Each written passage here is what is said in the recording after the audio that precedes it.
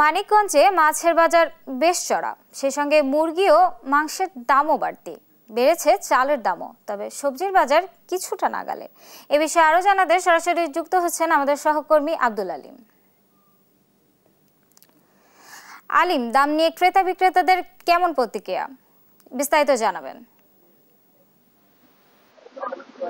পারবেন, যেমনটি বলছিলেন, নতুন করে কিন্তু উত্তাপ শুরু হয়েছে মাছ, মাংস এবং সবজির বাজারে। তো আমি মানিকগঞ্জের বাস স্ট্যান্ডের যে পৌর কাঁচা বাজার, সেই বাজারের অবস্থান করছি। এই বাজারের চিত্র যদি বলতে চাই যে আমরা ব্যবসায়ীদের সাথে কথা বলে জানতে পেরেছি যে সবজির দাম প্রায় প্রতিটি সবজিতে 10 থেকে 20 টাকা কেজিতে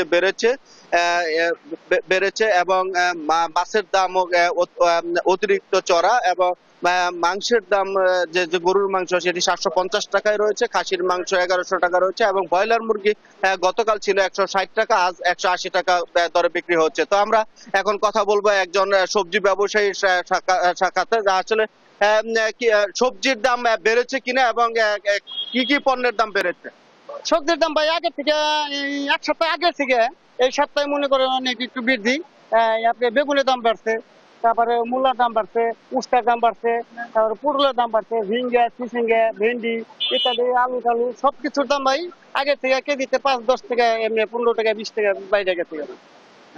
পারবন, যেমনটি শুনছিলেন যে ব্যবসায়ী জানাচ্ছিলেন যে প্রতি সবজিতেই কেজি প্রতি 10 থেকে 20 টাকা কেজিতে বেড়েছে। তো সাধারণ ক্রেতা এবং ভোক্তারা বলছেন যে গত সপ্তাহে যে সবজির দাম ছিল 20 থেকে 40 টাকা, আজ কিন্তু 60 থেকে 80 টাকা কেজির দরের নিচে কোনো সবজি পাওয়া যাচ্ছে না। তো অপরদিকে যে মাছের বাজার, সে মাছের বাজার অতিরিক্ত চড়া এবং ইলিশ মাছ বিক্রি হচ্ছে কেজি 2000 টাকা, এবং ছোট সাইজের যেটি সেটি 1800 টাকা, রুই মাছ 450 টাকা, এবং যে দেশি গুড়া মাছ, সে মাছের দাম একেবারে চড়া, যেটি 600 থেকে প্রায় 2000 টাকা কেজি পর্যন্ত কিন্তু দেশি যে গুড়া মাছ, সে মাছ বিক্রি হচ্ছে। তো সাধারণ ক্রেতা এবং ভোক্তারা যেটি বলছেন যে এই বাজারে আসলে কিন্তু রীতিমতো এখন তাদের হিমশিম খেতে হচ্ছে, এবং তারা বলছেন যে এই গত সপ্তাহ পর্যন্ত এই যে নিত্য পণ্যের বাজার সেটি স্বাভাবিক ছিল, কিন্তু এই সপ্তাহে এসেই কিন্তু যে মাছ, মাংস এবং যে সবজির দাম বৃদ্ধি পেয়েছে, তাতে তারা অনেকটা হতাশা প্রকাশ করছেন। তো আমরা যে কথা বলেছি জেলা ভোক্তা অধিকার সংরক্ষণ অধিদপ্তরের যে সহকারী পরিচালক রয়েছেন তার সাথে, তিনি যেটি বলছেন যে বাজার নিয়ন্ত্রণের জন্য তারা নিয়মিত বাজার মনিটরিং করছেন, এবং বাজার যাতে অতিরিক্ত মূল্য বৃদ্ধি না পায় সেজন্য তারা সচেষ্ট রয়েছে বলে তারা জানিয়েছেন।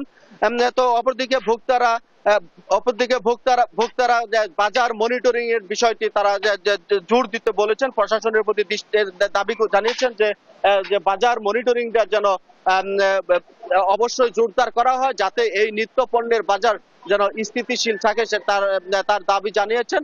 তো ভোক্তারা যেটি বলছেন এবং নিম্নবিত্ত এবং খেটে খাওয়া যারা রয়েছেন তারা যেটি বলছেন যে আসলে এই বাজারে আসলে আগে যে স্বস্তিটা পেত, এখন কিন্তু সেই স্বস্তিটা পাচ্ছে না, যে প্রতিটি পণ্যের কিন্তু এবং শাকসবজি সহ প্রতিটা পণ্যের কিন্তু দাম বাড়ছে, এবং এটি নিয়ন্ত্রণের জন্য সরকারের প্রতি দৃষ্টি কামনা করছেন। তো পার্বণ, এই ছিল আমার কাছে মানিকগঞ্জের নিত্য পণ্যের বাজার নিয়ে সর্বশেষ খবর। ধন্যবাদ আলিম আপনাকে। দর্শক, মানিকগঞ্জ বাজার থেকে সেখানকার সর্বশেষ পরিস্থিতি জানাচ্ছিলেন আমাদের সহকর্মী আলিম।